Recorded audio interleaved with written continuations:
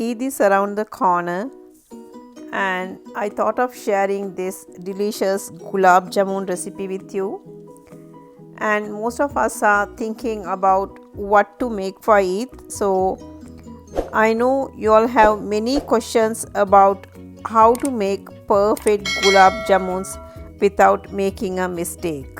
So before going to the recipe, let's talk about few tips about making perfect Gulab Jamuns. So there are two key things. The first one is the proportion of dry ingredients like milk powder, plain flour and baking powder.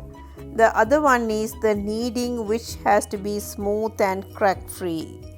The later one can be easily controlled, but if the proportions are not correct, it may turn either hard or soft. And if you follow this recipe, I can assure you there is less chance of going wrong. I can easily claim this is a no-fail Gulab Jamun recipe. Furthermore, I would also like to add some more tips, suggestions and variations to Gulab Jamun recipe. Firstly, as I was explaining, kneading is a critical role for this recipe. Also, while shaping the balls, ensure that the surface is crack free and smooth for a smooth and glossy finish. And then remember, the sugar syrup has to be of sticky consistency, and do not attempt to have one string or two string consistencies. It has to be watery and sticky so that fried balls can be easily absorb the sugar syrup. And many of my followers has a question why they do not cook inside while deep frying. So lastly, you need to take extra care while deep frying these balls.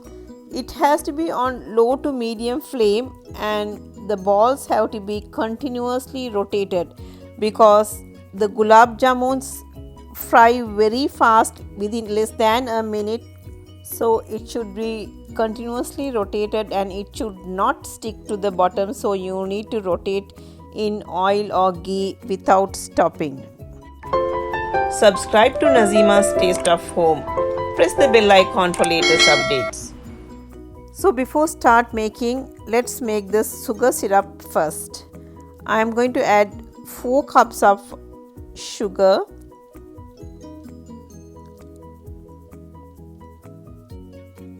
And then let's add 4.5 cups of water. And then mix well and add a pinch of crushed cardamoms and a pinch of yellow coloring. You can add some rose essence too. Now let's start boiling this. Let's check out the dough ingredients.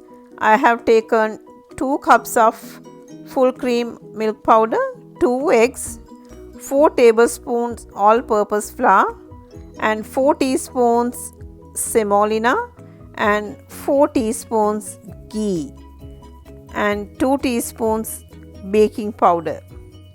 Please don't make any alterations in these measurements. I am going to use this cup to measure. Here I am using 2 cups of milk powder and then flour, semolina and baking soda.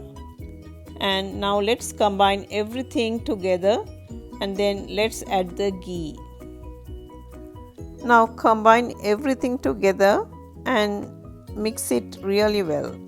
Now let's beat the eggs.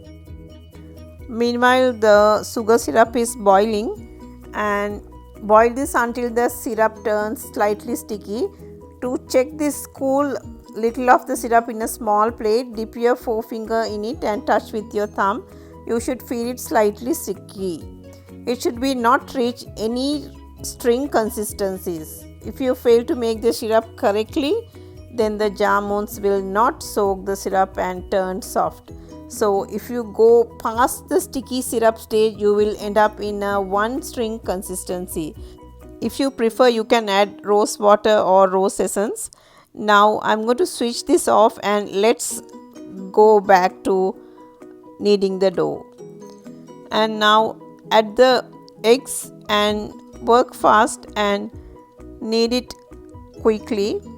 Do not over knead it, just combine everything together. If you are not a fan of eggs, you can add fresh milk and knead this dough.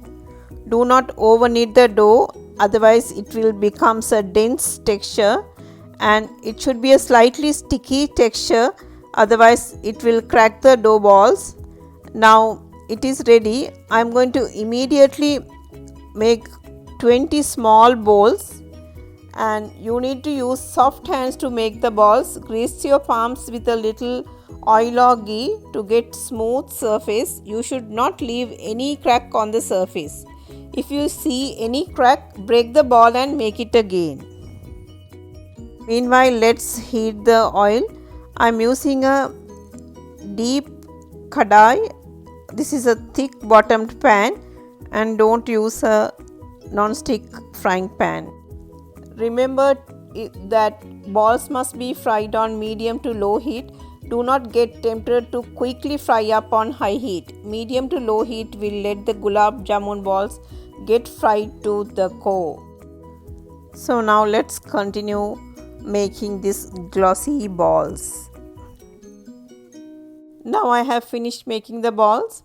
Now keep the sugar syrup in the sim mode now before we start frying. So now the oil is in low to medium and the sugar syrup is in sim mode. I'm just going to start frying just one and check how it does and then continue the rest. You must also not crowd up your pan with balls. Depending on the size of pan, use wide mouth anyway. Fry few balls at a time. This will allow for better frying and not running in the accident of breaking a ball, which can damage rest of the balls. Fry them gently, rotating until they are golden brown. Remember not to increase the heat, otherwise the balls would be brown from outside without being properly cooked from inside. So keep rotating just like this. Once the ball is fried to golden, take them out and drain the oil and immerse in warm sugar syrup. Fry rest of the balls and put them in syrup similarly. Let these Gulab Jamun stay in syrup for 2 to 3 hours so that they can absorb syrup completely to the core of Gulab Jamun. If your Gulab Jamuns are hard, the reason can be you fried on high heat, or you did not use soft hand while making balls, or your dough was hard.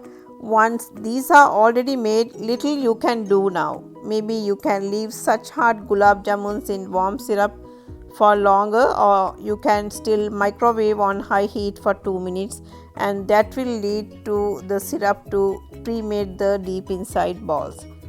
Now if your Gulab Jamuns did not soak, it is the reason that the syrup was too thick. Gulab Jamun syrup needs to be sticky but not too thick. Note the syrup will thicken when it cools down.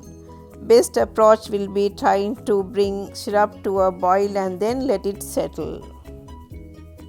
I have explained as much as I can how to make perfect Gulab Jamuns. This is one such sweet that many people attempt to make and sometimes it fails. Please do try out this recipe and leave me a comment.